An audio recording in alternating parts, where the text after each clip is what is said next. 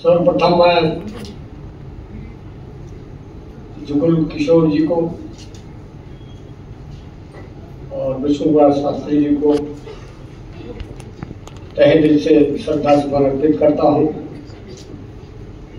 जिन्होंने हिंदुस्तान का प्रथम अखबार निकालने का काम किया।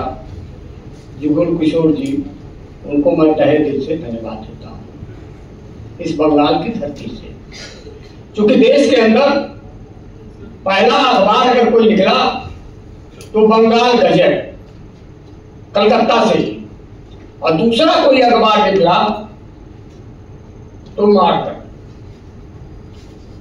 दोस्तों, बंगाल गजट में जब पत्रकारों ने अपनी लेखनी चलाना शुरू किया, सही बात को दर्शाना शुरू किया, तो सरकार बंगाल गजट को बंद कर दिया। जब बंद कर दिया तो जुगल किशोर जी ने इस अखबार को निकालना शुरू किया। ये रहा, इसलिए मैं महापुरुषों को श्रद्धासुमन अर्पित करता हूं। उसके बाद पहला अधिवेशन हुआ। उस अधिवेशन में 24/4/1936 को नागपुर में, उस अधिवेशन में महात्मा गांधी से लेके जवाहरलाल नेहरू से लेके कालेकर से लेकर के डॉक्टर राजेंद्र प्रसाद से लेके तमाम हिंदुस्तान के बड़े बड़े साहित्यकार और पत्रकार वहां उपस्थित थे। उस नागपुर के सम्मेलन में यह फैसला किया गया, कन्हैयालाल माखनलाल मुंशी जी ने फैसला किया और सारे लोगों ने साहित्य परिषद में, ये साहित्य परिषद का पहला अधिवेशन था वहां पर नागपुर में। दूसरा अधिवेशन जब हुआ तो उस अधिवेशन में प्रेमचंद जी का हंस को चुना गया कि हंस जो है इस लड़ाई में, स्वराज की लड़ाई में और देश की आवाज बनेगी, उसको चुना गया। ये बिंदु हो गया इसका। उसके बाद प्रेमचंद ने तो तमाम टिप्पणियां लिखी, लेख लिखे, निबंध लिखे, साहित्य लिखे, लेकिन प्रेमचंद जी का जो मूल उद्देश्य था साहित्यकारों के प्रति, रचनाकारों के प्रति, उनका कहना था कि वही साहित्यकार, वही पत्रकार सही अर्थों में होगा जिसके अंदर तड़प होगी। आज मैं बहुत से साहित्यकार, पत्रकारों में तड़प का भाव नहीं देखता। अगर जिस दिन तड़प का भाव आ जाएगा, उस दिन इस देश की पूरा परिवर्तन हो जाएगा इस देश के अंदर, और सही समाजवाद की प्रतिष्ठा हो जाएगी। हर आदमी को अपना अधिकार मिल जाएगा। लेकिन आज क्या है, आप किसी कार्यालय में जाइए, चिट्ठी लिखिए, वहां कार्रवाई हो रही है, भाई वो 200 साल। इसी प्रकार की घटना प्रेमचंद जी के साथ भी हो रही है। लमही में 8 अक्टूबर सन 1936 को भारत के प्रथम राष्ट्रपति डॉक्टर राजेंद्र प्रसाद के कदमों द्वारा इस भारत का शिलान्यास करता है।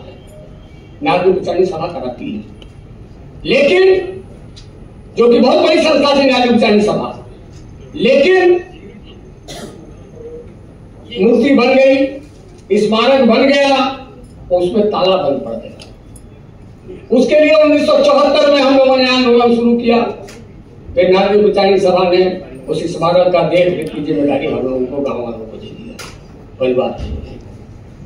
फिर सन 1978 से मैंने मुंशी प्रेमचंद जयंती का शुरुआत किया, छोटे रूप में 10-20 गांव के परिवार के लोगों को बैठा करके। उसके बाद सन 80 में शताब्दी वर्ष चला, तो शताब्दी वर्ष में हमारे भाई अमृत जी हम लोगों के बीच में है, अभी जो अध्यक्षता कर रहे थे। इन लोगों के प्रयास से नाटक का दौर शुरू हो गया। धीरे धीरे धीरे धीरे प्रेमचंद जी के विरासत को बचाने का प्रयास शुरू हो गया। और 2005 में जब 125वीं जयंती थी, तो मैंने यहाँ कलकत्ता की एक सरला माहेश्वरी जी, राज्यसभा की वो है मेंबर थी, उनसे मैं मिला। उन्होंने लोकसभा में प्रस्तुत, राज्यसभा में उठाया, तो राज्यसभा में अर्जुन सिंह से लेके संजय निरुपम से लेके तमाम एमपी लोगों ने पूरा राज्यसभा प्रेमचंदमय हो गया। उसके बाद सरला माहेश्वरी जी को 125वीं जयंती का, उसी के बाद उनको कन्वीनर बना दिया गया। सरला माहेश्वरी जी मुलायम सिंह को और जयपाल रेड्डी को लेकर के आई 125वीं जयंती पर, और लबई में दिल फेंक करके पैसा लोगों ने दिया। जयपाल रेड्डी ने 5 करोड़ दिया, मुलायम सिंह ने कई करोड़ रुपया दिया, जमीन दिया, सब कुछ बन गया। आज स्थिति यह है कि सब नेस्त नाबूद हो रहा है। मैं भाई अरविंद जी को और राममोहन पाठक जी को तहे दिल से इस मंच से बधाई देना चाहता हूं कि इन लोगों ने भी उस लड़ाई में सहयोग किया, और राममोहन पाठक जी के इस फाउंडेशन का एक बयान भी आया है जो सारे बनारस के अखबारों में छपा है कि प्रेमचंद जी के विरासत को बचाने के लिए चरणबद्ध तरीके से आंदोलन चलाया जाएगा। आज 17वां दिन है जो बनारस के अंदर रोज न्यूज हिंदुस्तान से लेकर सारे अखबारों में छप रहा है। कल बाध्य होकर के भारत सरकार के कल्चर सेक्रेटरी और उत्तर प्रदेश सरकार के कल्चर सेक्रेटरी को प्रेस कॉन्फ्रेंस करना पड़ा, और उन्होंने कहा कि प्रेमचंद जी की जन्मस्थली बिल्कुल शेक्सपियर की गांव की तर्ज पर बनेगा। इस बात का आप लोगों को मैं सूचना देना चाहता हूं। तो मैं भाई अरविंद जी का भी बहुत तहे दिल से, और राममोहन पाठक जी, ये 2 लोग यहाँ पर हमारे सामने हैं, इन लोगों को तहे दिल से मैं अपने तरफ से खैर मकदम और स्वागत तहे दिल से करता हूं।